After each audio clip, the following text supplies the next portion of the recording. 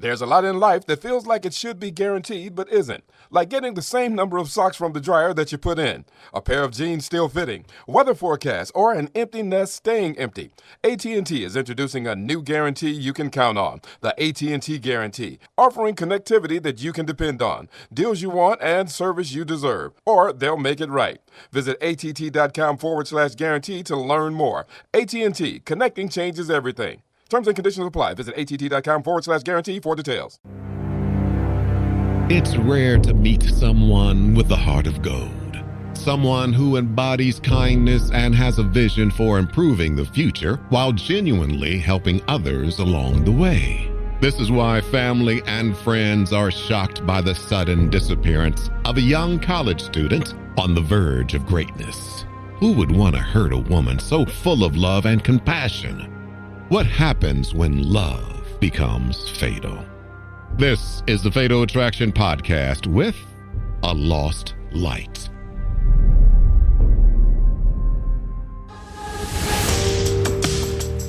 April 13, 2018. It's Friday night in Waukesha, Wisconsin, a charming Midwestern suburb located just outside of Milwaukee. Waukesha is a very quiet area compared to Milwaukee. There's less crime. It's a great community to raise your family in. It has some of that small town feel with some of the bigger city amenities. As a police department, we're very well supported by our community. But tonight, Waukesha police are gearing up for a busier night than usual. Friday the 13th is always hectic for law enforcement. You have kids pulling pranks, vandalism.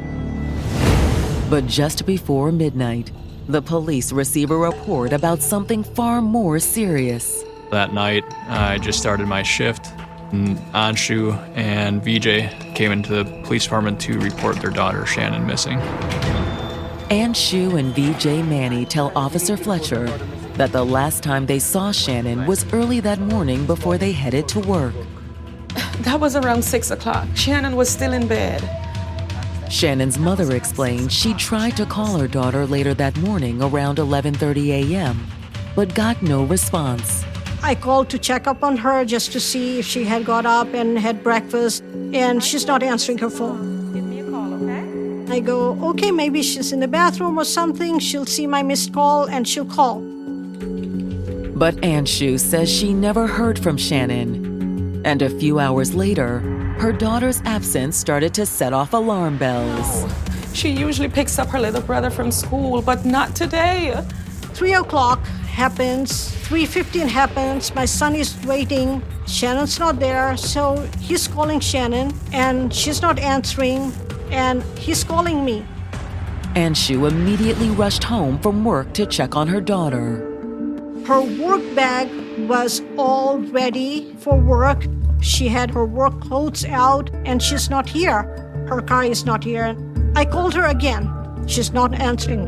Shannon was supposed to be to work at 4, so they checked there next. Hi, this is Shannon's mom. Did she come to work today? I called her workplace, and I was told that Shannon never showed up to work. I called my husband. I said, you know what? Get off work right now. Something is not right. This isn't like her. Shannon's parents tell Officer Fletcher they spent the rest of the evening contacting Shannon's friends. Everyone said the same thing. They hadn't talked to her and didn't know where she was. For no one to have heard from her, that was very strange. I'm driving around trying to find Shannon's car, and I don't see her car. I said, okay, my only option is to go to the police station. Now it's been nearly 18 hours since Shannon was last seen. Her parents were visibly upset. You could feel that they were concerned. There's intense fear that something bad has happened.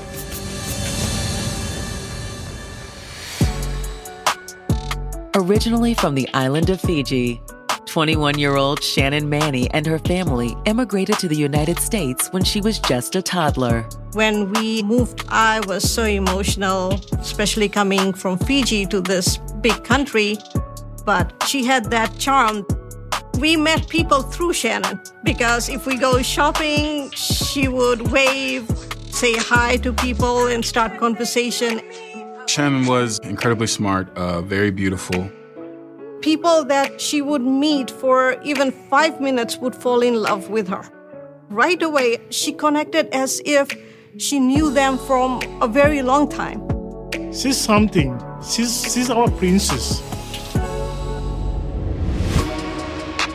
Growing up in a culture different than her own taught Shannon to always be considerate of others. She always says, Dad, when you help others, make you happy.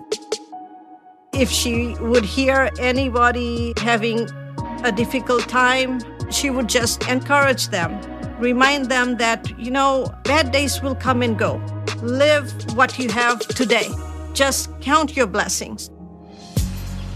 After graduating high school in 2015, Shannon enrolled in the University of Wisconsin in Milwaukee. As she's merging into young adulthood, she's trying to figure out long-term goals.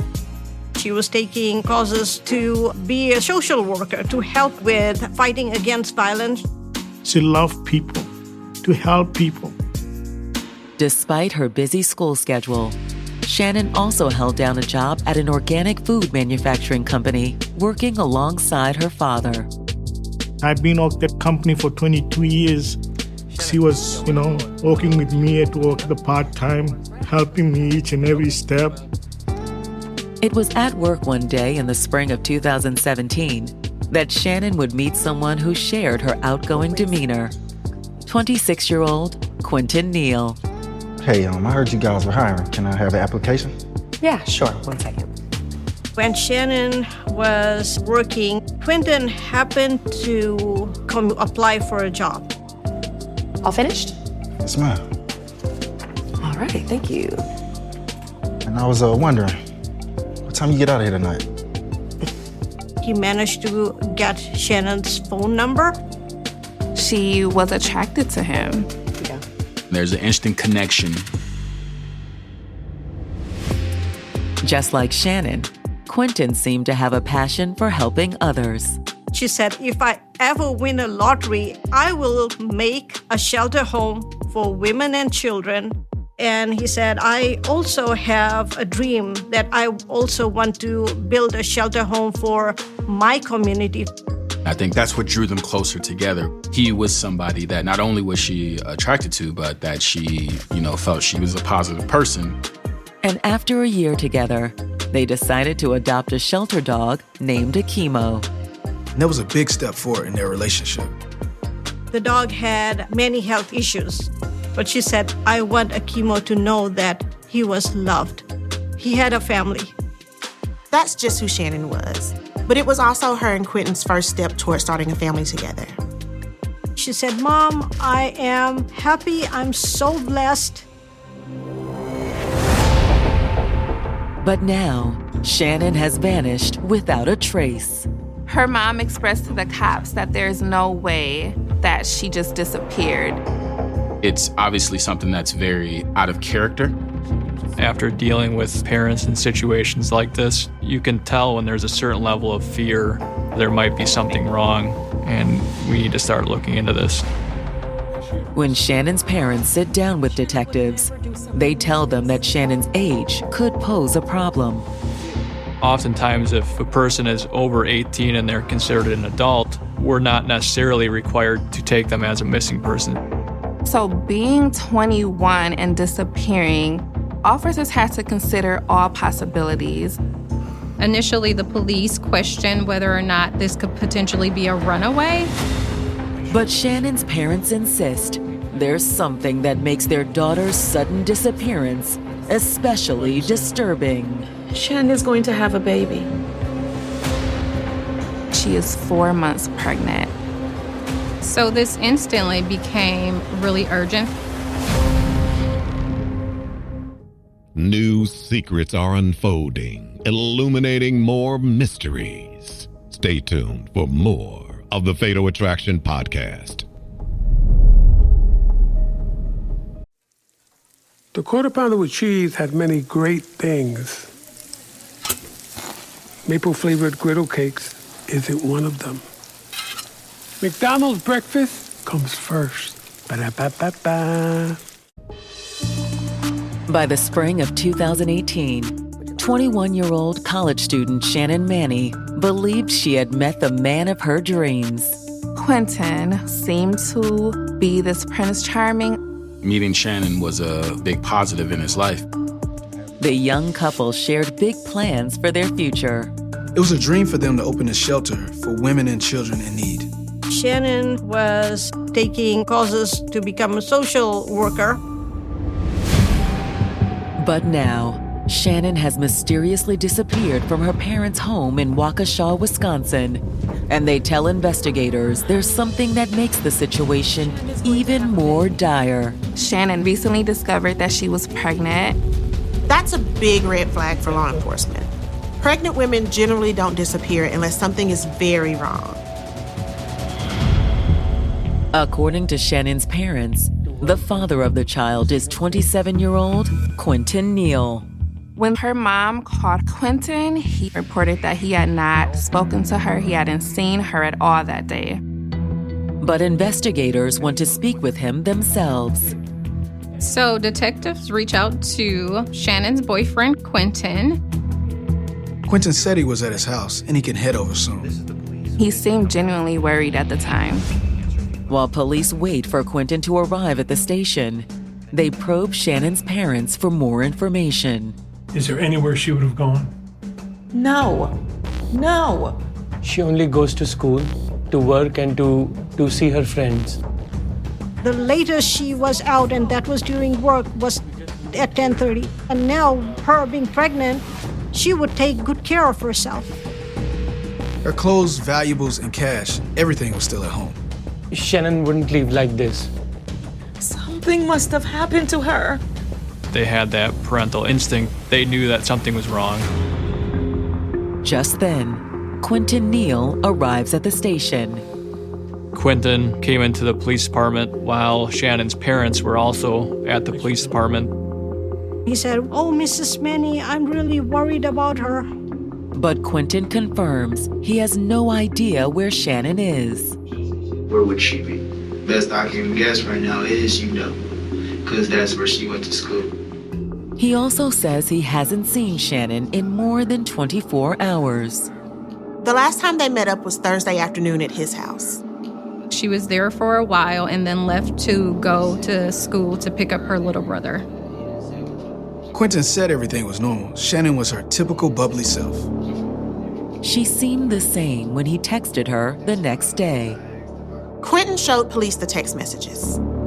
She said she had to get ready to go pick up her little brother from school and get ready to go to work afterwards. Like Shannon's parents, Quentin expresses fear that something bad may have happened to her. He did seem distraught. My child is out there. Who knows what's going on, and I'm just helpless. Where does she hang out? Where does she go? If she's my house, work, if she's not at work, there's no other option. They weren't getting anywhere. Quentin didn't have any leads to give them.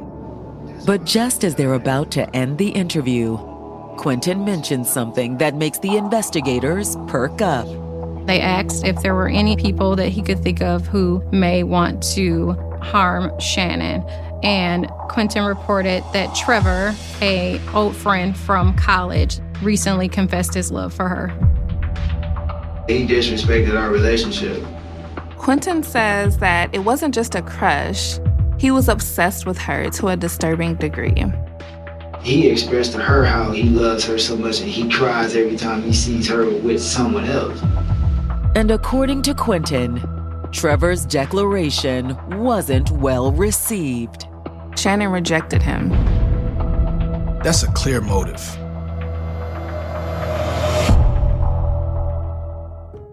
Relentless detectives unite to uncover the shocking twist of betrayal lurking in the shadows. Stay tuned for more of the Fatal Attraction Podcast.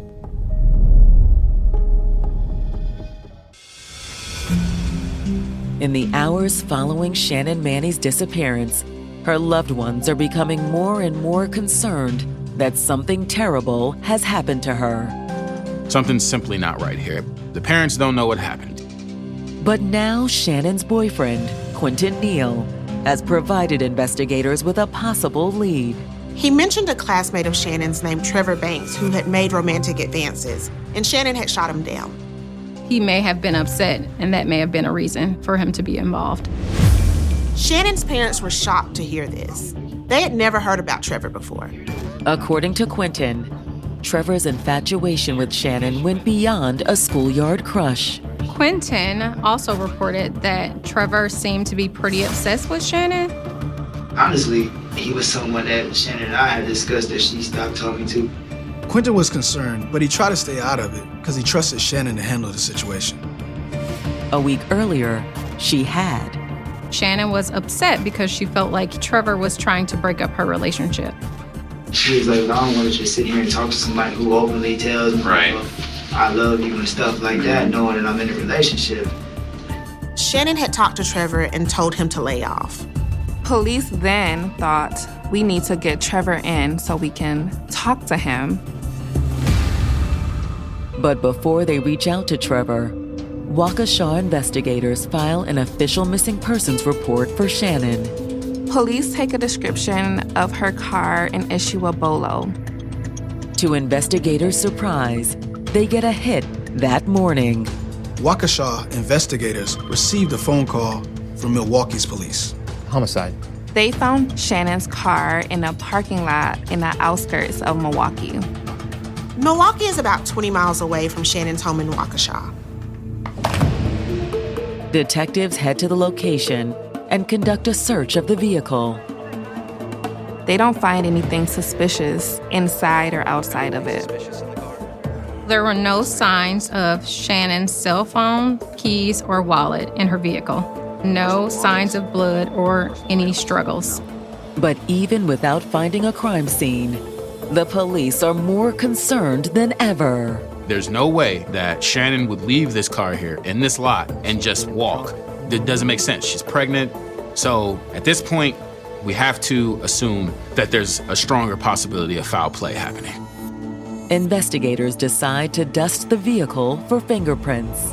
They found 3 fingerprints inside of the car: Shannon's, Quentin's, and a third unknown one.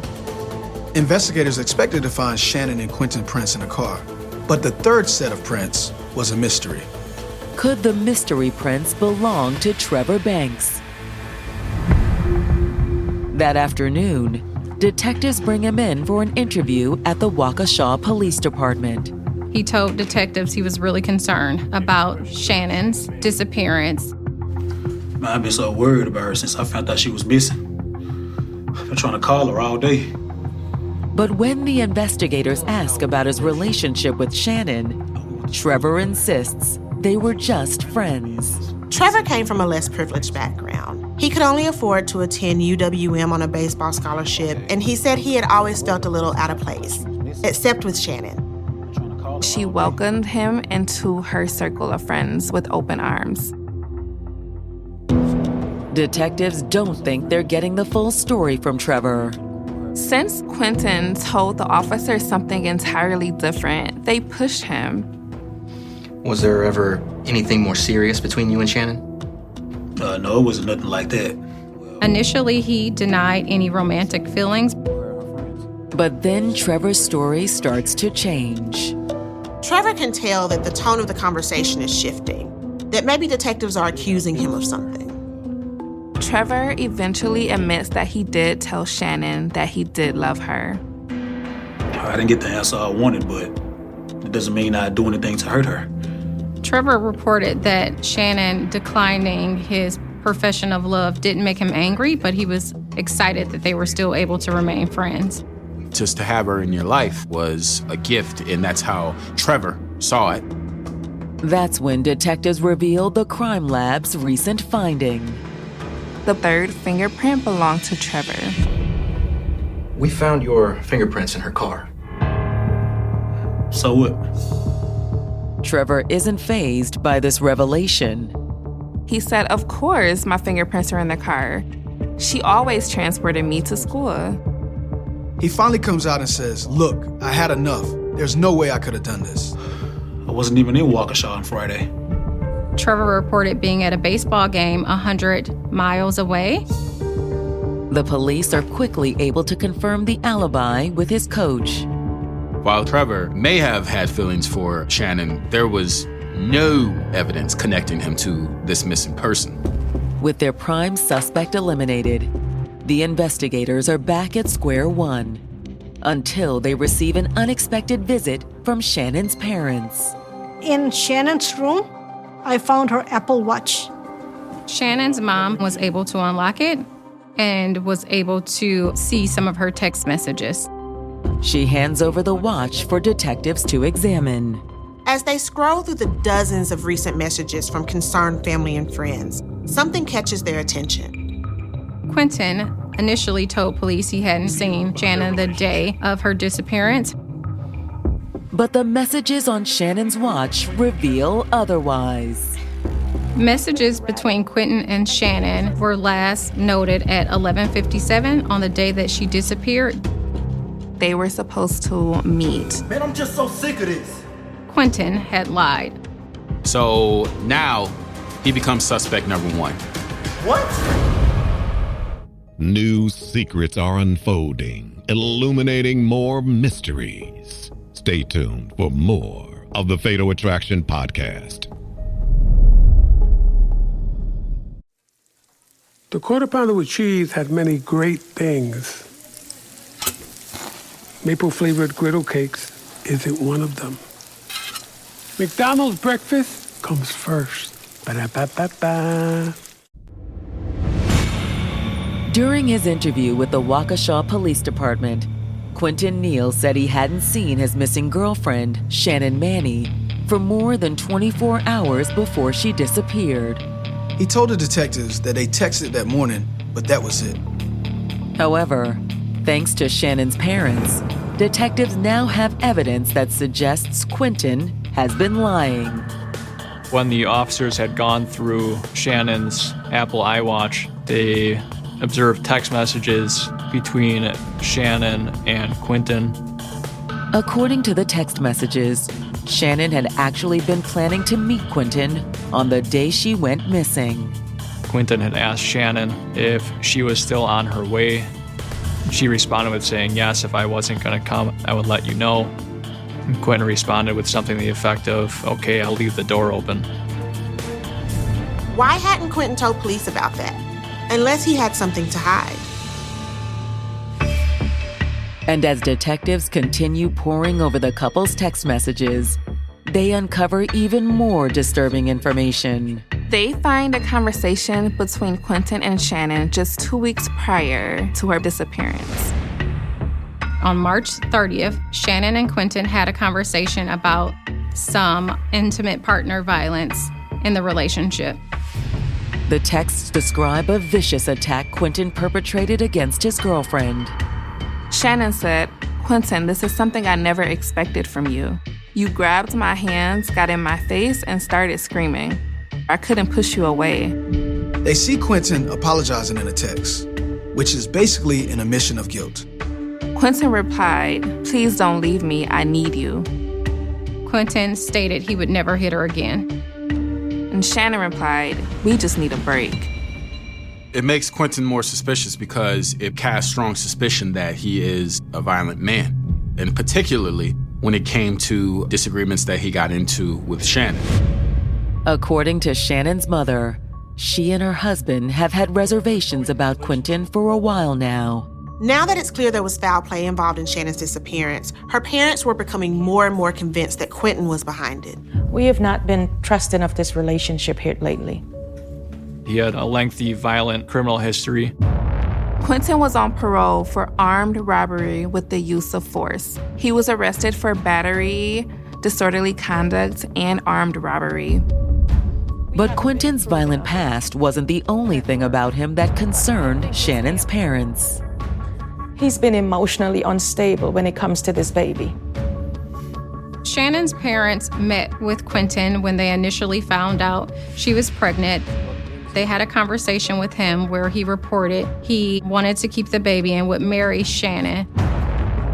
I just want you to know that I'm gonna take really good care of both of them. First, he tells me that he wants a family, he wants to spend his life with Shannon, really cares about her.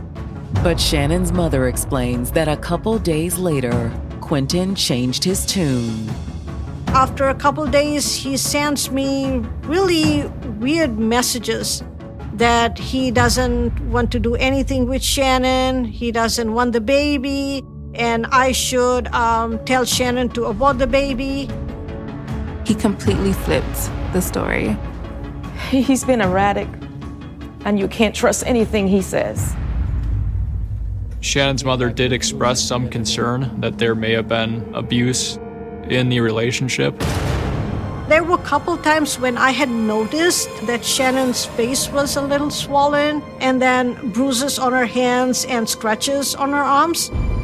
Eventually, Shannon began to tell her mother what was really going on. I said, "Tell me the truth. Are you hiding something from me?" Shannon tells me, "Mom, he hit me. He came into my car and he started punching."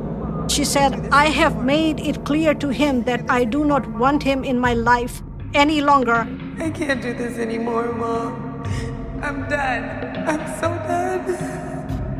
But despite her parents' protest, Shannon couldn't stay away from Quentin. Like a lot of domestic abuse victims, Shannon eventually started seeing Quentin again. But their relationship was on rocky ground, to say the least. She said, "No one becomes a parent overnight, and I don't mind struggling to get there." Shannon's parents are positive that Quentin did something to harm their daughter. Everything is a lie. Shannon's mom wasn't short with her words. Anshu is adamant that Quentin has something to do with this. This raised a lot of red flags, led us to believe that Shannon had gone to the residence and something may have happened there that Quentin wasn't telling us about. Oh, thank you for bringing this information to our attention. We're going to find out what happened to your daughter. Based on this new information, it was now becoming an urgent and volatile situation. With every passing minute, detectives know there's a possibility that Shannon won't be found alive. So they move quickly and secure a search warrant for Quentin's home. Initially, when they get there, they don't find anything. There's no scents in the air that cause concern, no bleach, nothing of the sort. It is extremely spotless. Investigators decide to use a chemical called luminol to test for the presence of blood. You apply it to an area, and then if there's blood there, you can put a black light over it and the blood will illuminate. In the upper floor of the house, there's surprisingly no indication of foul play. It looks clear to me. But then investigators make their way down into the basement. CSI applied luminol to the basement. They turned on the black light and the whole room lit up like a Christmas tree. There is blood everywhere. Relentless detectives unite to uncover the shocking twist of betrayal lurking in the shadows. Stay tuned for more of the Fatal Attraction Podcast. The Quarter Pounder with Cheese had many great things. Maple-flavored griddle cakes isn't one of them. McDonald's breakfast comes first. Ba-da-ba-ba-ba. Police investigating the disappearance of Shannon Manny have just discovered a gruesome scene at the home of her boyfriend, Quentin Neal. When CSI got to Quentin's house and used the luminol lighting, they were able to discover blood in the basement. When you hear something like that, obviously your heart sinks. The discovery confirms everyone's worst fear. Shannon Manny was already dead. No one could have survived losing that amount of blood. This is no longer a missing persons case. Now it's a murder case. Police take Quentin into custody. When police arrested him, they took his cell phone. Before detectives sit down with Quentin, they take a look through the contents of his phone. And what they find bolsters their case against him even more. His search history showed that he was looking up lye, which is a chemical that could be used to dissolve human flesh. He also Googled shovels and the water depth of a nearby bridge. To the police, it's clear what the searches mean. He was looking for a way to dispose of a body. That afternoon, detectives sit down with Quentin for the second time. Look, man, I told y'all. I don't know where she is. It's time to come clean, Quentin. They show him the text messages, and they tell him they know about the abuse. Quentin changes his story several times, and it seems like he's lying more and more.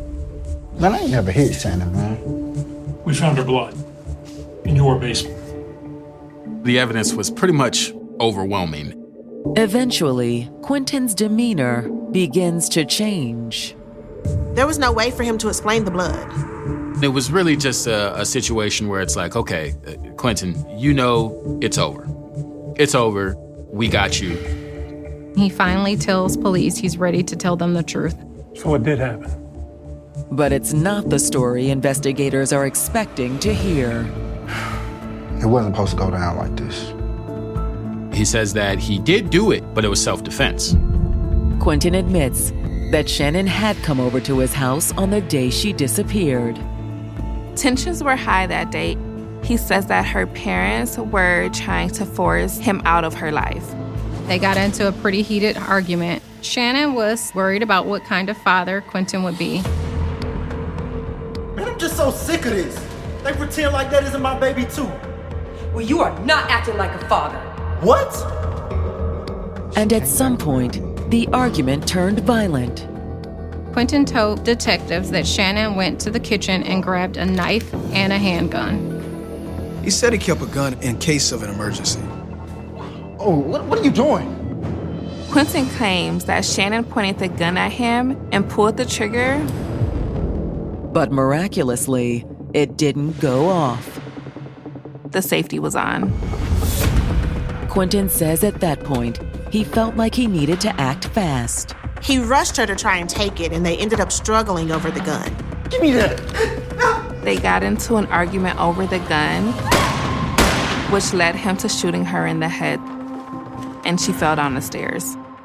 According to Quentin, things only got worse from there. He was shocked by what he'd done, and he went down in the basement to check on Shannon. Quentin claims that somehow Shannon was still alive and still ready to fight. He says that she still wouldn't let things go. He claims that she came at him and he stabbed her. He said he was forced to do so in order to save his own life. The absurdity of Quentin's account isn't lost on detectives. Bottom line, his story didn't make any sense. How could Quentin have walked away unscathed from a fight like this?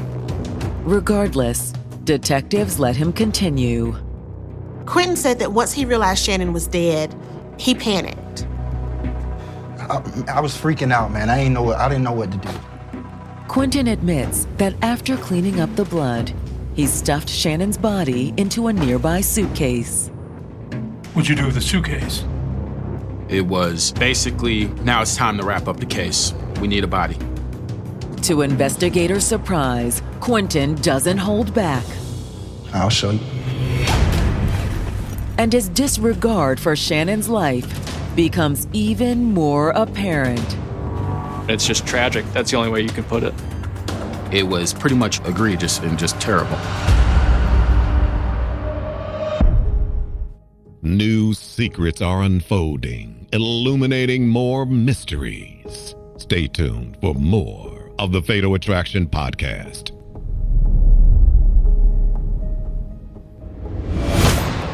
In Waukesha, Wisconsin, Quentin Neal has just confessed to killing his pregnant girlfriend, Shannon Manny. But he claims he acted in self-defense. These facts just were not making sense. There were no defensive wounds on you. We know this was not self-defense. Now Quentin has agreed to show detectives the location where he disposed of Shannon's remains. He leads them to a storage unit. It's in this unit right here. This right here?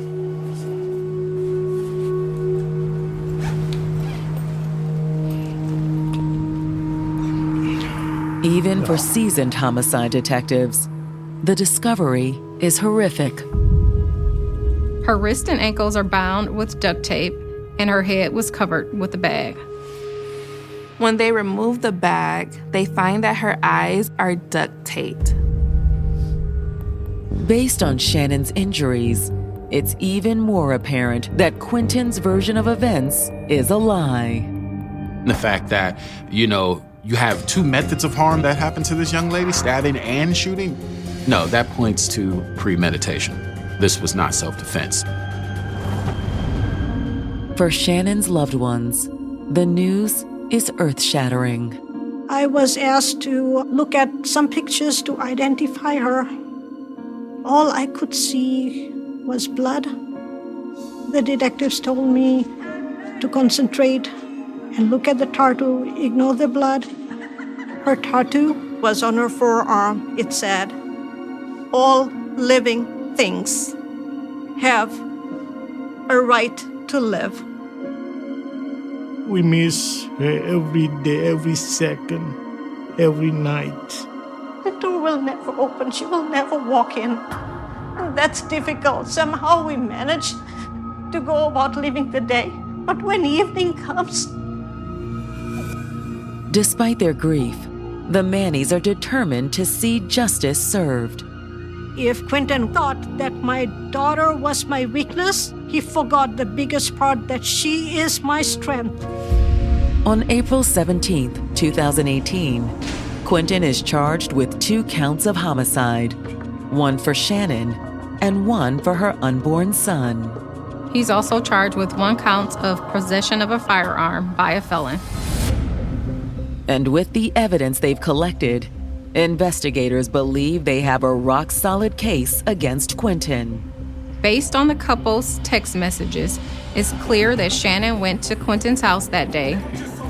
They were arguing about the pregnancy. Quentin, you're not taking this baby seriously. Is that what your parents said? This isn't about them. This is about us. Hey, come here. Where are you going? Come back here. Get off of me. No, you're not going nowhere. He'd gotten violent with her before, but this time the argument escalated and he went too far. Hurting me. Not going nowhere. Let go of my arm. Let go. The fight spilled into the basement, where things only got worse. No, don't shoot me.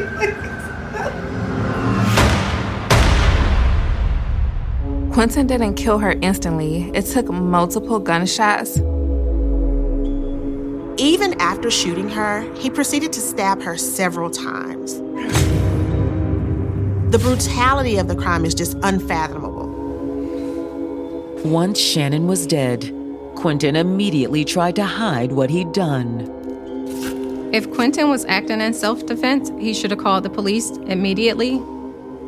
But instead, he bound her body and placed it into a suitcase. Over the next 3 days, he looked Shannon's parents in the eye and told them lie after lie. What kind of monster would do something like this? He was trying his best to get away with it, showing no remorse. This really looked like an airtight case. But on the eve of his trial, the prosecution suffers a setback. The attorneys receive an anonymous letter stating that Quentin was not the one to blame for Shannon's murder. The letter claims that he's taken the fall for someone else. The letter leads to Quentin's trial being delayed for more than 3 months. That letter could give Quentin's defense just enough evidence to cast reasonable doubt on the state's case. Thankfully, though, investigators are able to identify the source of the letter. It was sent by one of Quentin's friends, basically just trying to get him out of jail. After the writer of the letter was identified, the judge rules it has no bearing on the case. But in the end, Quentin's case never makes it to trial. July 15th, 2019, Quentin cuts a deal with prosecutors. In order to avoid facing the death penalty, Quentin agrees to plead guilty to both counts of first-degree murder. Quentin was sentenced to life without parole for the homicide of Shannon and the unborn child. The judge describes the case as the most brutal he had ever seen. The room lit up like you were in some kind of disco club made for a blacklight. While Quentin Neal will spend the rest of his life behind bars, Shannon's loved ones must endure an even more unbearable fate. Shannon's family can never get their daughter back. The story never ends, and no time can heal the wound. Who wants to be in that position to bury their child before them? If something is missing, like it's not a whole family. Our life is not the same. It's not the same happiness. Even though her life may have been cut short, Shannon's memory will continue to inspire those around her. I won't let my Shannon's life go in vain. She wanted to make a difference. I will fulfill her dream. And if God's willing, we will build that shelter home in her name. And then my grandsons too. She always said, we're not gonna leave you guys, Mom and Dad. I'm always gonna be with you guys. And she is. She is. Navigating the intricate maze of love and relationships can be daunting, especially when a partner's hidden motives finally come to light, often just when it's too late. The horrific ordeal faced by Shannon Manny is a tragic reminder of this harsh reality. Her untimely death, along with the loss of her unborn son, leaves an indelible mark on the hearts of those who love them. Abuse is never okay. If you or someone you love is in an abusive relationship, there is help available. Call the Domestic Violence Hotline at 1-800-799-SAFE. Coming up on the next episode of the Fatal Attraction Podcast.